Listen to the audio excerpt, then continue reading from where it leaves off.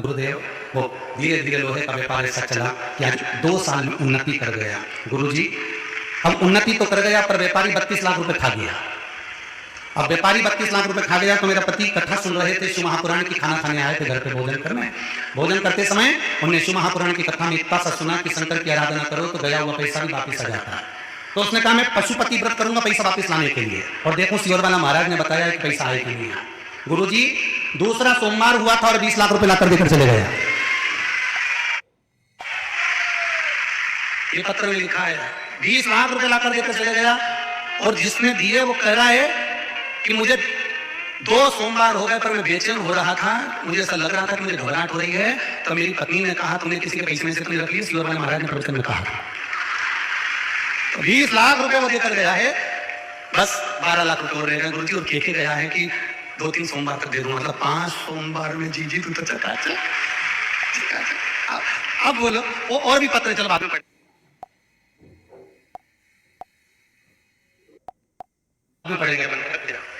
श्री शिवाय आपके चेहरे पर प्रसन्नता देखकर ही बाबा की बड़ी खुशी हो जाती है। बाबा ने करुणा कर दी बस बहुत। अब लोग इसको टोटका कहें चाहे जो मर्जी करे वो कहो, आग लगे बस्ती में अपन तो रहो मस्ती में। कोई कहे कि महाराज ये बताए वो बताए, पुराण में नहीं लिखा मत लिखे रहने, मेरे दिल में तो लिखा है। वो 3 नक्षत्र 3 घड़ी 3 पल,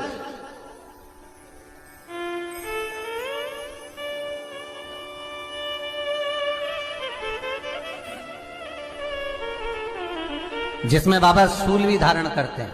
और शूल अकेले धारण नहीं करते महाराज, जो धतूरा होता है ना, दर्शन करें धतूरे के कांटे कांटे सा होता है धतूरा, तो वो धतूरे के साथ में बाबा शूल धारण करते हैं। बेलपत्री के शूल को, ये बहुत बहुत आनंदमय कथा है महाराज जी।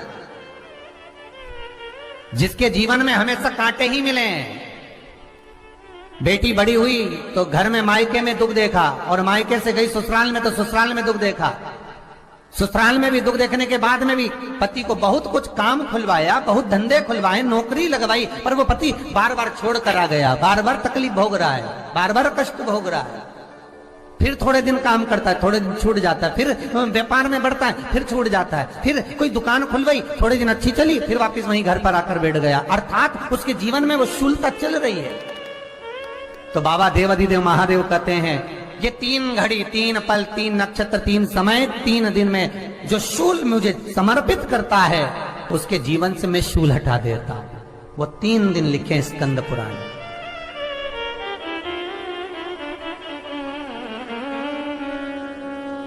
महाराज बैसाख महीने में जो प्रदोष आती है, बैसाख के महीने में बहुत ध्यान से सुनना भाई, जो अपनी जिंदगी से बहुत तंग आ गए हो, परेशान हो गए हो, कष्टमय जीवन जी रहे हो, बहुत दुखी हो गए हो, उनके लिए ये स्कंद पुराण का चरित्र फिर मिले ना मिले आप प्रेम से सुन लो।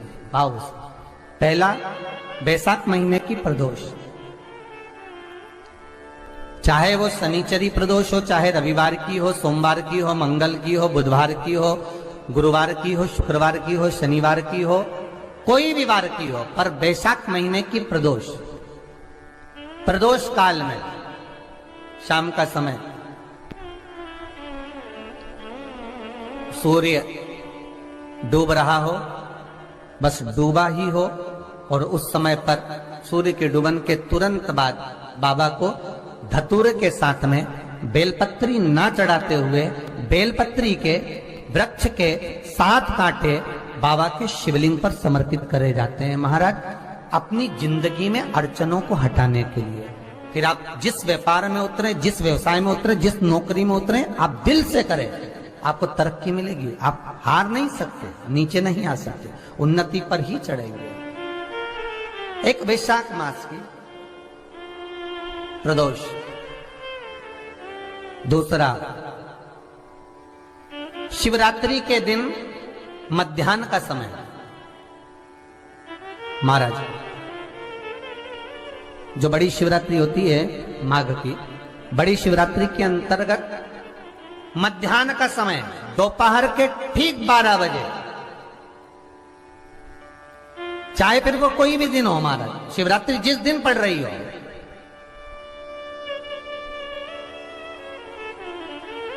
उस दिन भी धतूरे के साथ बाबा को 7 कांटे बेलपत्री के वृक्ष के समर्पित होते हैं महाराज। इसमें आप ये वाले जो कांटे हैं जो शिवरात्रि के दोपहर 12 बजे वाले हैं, अगर कोई मदिरा पीने वाला हो, व्यसन में डूबने वाला हो, कोई जुआ खेलने वाला हो, कोई गलत वैश्यावृत्ति करने वाला या अपने मार्ग से विचलित कोई व्यक्ति है, उसके लिए भी ये कांटे बहुत काम आते हैं महाराज।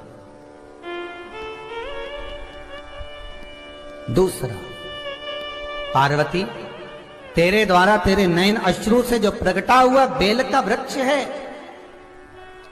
द्वितीय शूल मैं वहां धारण करता हूं, तृतीय शूल, तीसरा शूल जो वर्णन करा गया महाराज। भगवान श्रावण के महीने में जो भी दूसरा सोमवार पड़े, जो भी पड़े श्रावण के महीने का दूसरा सोमवार, आप सबको पहले भी श्रावण के महीने में जो कथा कही उसका व्याख्यान वर्णन करा कि श्रावण का महीने का महत्व क्या है, वो भी आपको ऑनलाइन कथा में आप लोग सुन चुके हैं, लाइव कथा में श्रावण का पूरा महत्व बताया था कि श्रावण के महीने में शंकर भगवान को पूरा लेखा जोखा का भार प्रदान किया गया था। दूसरा सोमवार, श्रावण के महीने का जो दूसरा सोमवार होता है, उस दूसरे सोमवार में रात्रि के समय पर, अर्थात शास्त्र अब घड़ी और पल का स्मरण करेंगे तो रात्रि के बजेंगे 10 से 12 बजे महाराज, 10 से 12 के बीच में धतूरे के साथ बाबा को शूल समर्पित होता है महाराज। ये भी हमारी बाधाओं को, हमारी तकलीफों को व्यापार व्यवसाय के लिए।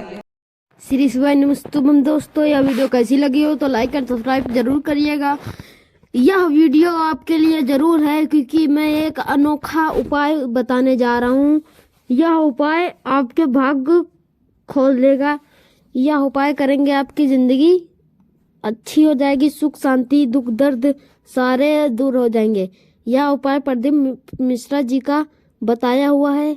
यह आपको मैं बताता हूँ। घर में टोटका जो अगर हो रहा हो, घर में किसी की तबीयत खराब, अचानक से दिल दौरा ऐसे कुछ पड़ रहा हो, लग रहा हो आपको कि घर में बुरी शक्ति है, तो मैं एक उपाय बताता हूँ प्रदीप मिश्रा द्वारा बताया गया कि एक लोटा में जल ले लेना है। वो जो जैसे मंदिर पे जल चढ़ाते हो वो वाला नहीं लोटा लेना है, पीतल का लोटा लेना ही नहीं है। घर में जैसे उसका लोटा हो स्टील के लोटे में एक पूरा भर लेना है जल। बाद को उसी में वो एक नींबू लेना है, उसके अंदर एक छेद कर देना है, मात्र एक, उसमें जिसके ऊपर हो रहा हो यह हटाना हो, उसमें मंत्र यह बोलना, ओम त्रह त्रह सिम बहा, ओम त्रह ब्रह स्रह। ये मंत्र बोलेंगे, बात को जैसे डालेंगे वो नींबू जो अगर डूब गया तो समझ जाइएगा यह टोटका आपके घर में है, मतलब बुरी शक्ति आपके घर में है। जो समझ लो वह नींबू ऊपर ही रह जाए तो समझ जाइएगा कि आपके घर में कोई भी टोटका ओटका नहीं है। यह वीडियो कैसी लगी हो तो लाइक एंड सब्सक्राइब जरूर करिएगा। और हाँ, शिव महापुराण की कथा प्रदीप मिश्रा जी सुनाने जा रहे हैं। Lalbagh Amar Vihar colony Lucknow, Dubagga road, ring road Dubagga, railway crossing के पहले अयोध्यापुरी, अयोध्या कॉलोनी के पास, यहीं पीछे आशीष के घर के बगल में ही सुनाने जा रहे हैं प्रदीप मिश्रा जी उपाय। श्री महापुराण की कथा होगी। अभी तो पटना में बैठी थी, अब लालाबाग लखनऊ में बैठेगी। यह धन्यवाद। जय श्री राधे राधे दोस्तों।